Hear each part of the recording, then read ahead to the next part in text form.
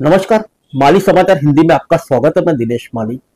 21 तारीख को ही हमने बड़ा योग किया था। डिप्टी सीएम एकनाथ शिंदे का उद्धव ठाकरे पर तंज। आइए जानते हैं विस्तार से। अंतर्राष्ट्रीय योग दिवस के मौके पर महाराष्ट्र के डिप्टी सीएम एकनाथ शिंदे ने उद्धव ठाकरे पर तंज कसते हुए 21 जून 2022 की याद दिलाई।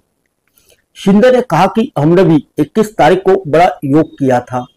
वो मैराथन योग था जिससे महाराष्ट्र की राजनीति की दिशा ही बदल गई।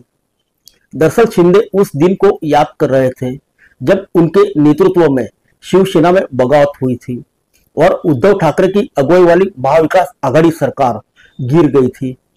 शिंदे ने दावा किया कि उसी योग की वजह से राज्य में राजनीतिक स्थिरता और विकास का नया दौर शुरू हुआ है।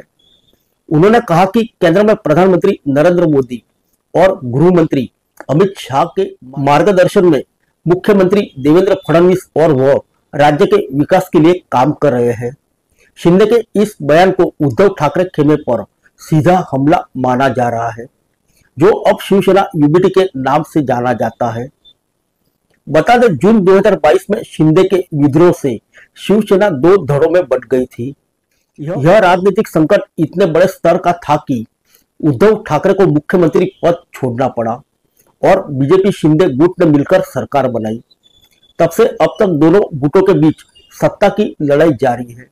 शिवसेना के दोनों गुटों में नाम और चुनाव चिन्ह को लेकर कानूनी लड़ाई भी चली। हालांकि आखिर में पुरानी शिवसेना वाला चुनाव चिन्ह शिंदे गुट वाली शिवसेना को ही मिला।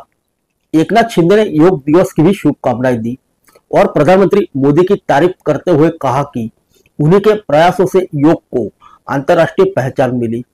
उन्होंने कहा कि प्रधानमंत्री मोदी हर दिन योग करते हैं, इसलिए वह स्वस्थ है और देश को मजबूती से आगे ले जा रहे हैं।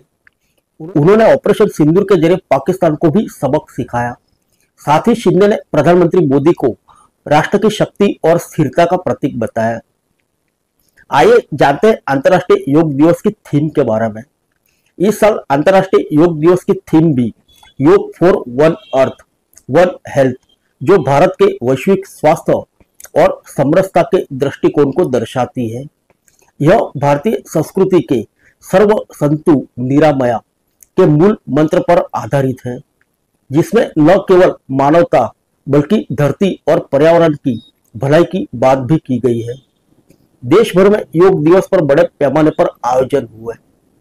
फिर मिलेंगे अगले बुलेटिन में अन्य किसी खबर के साथ। तब तक के लिए इजाजत दीजिए। नमस्कार।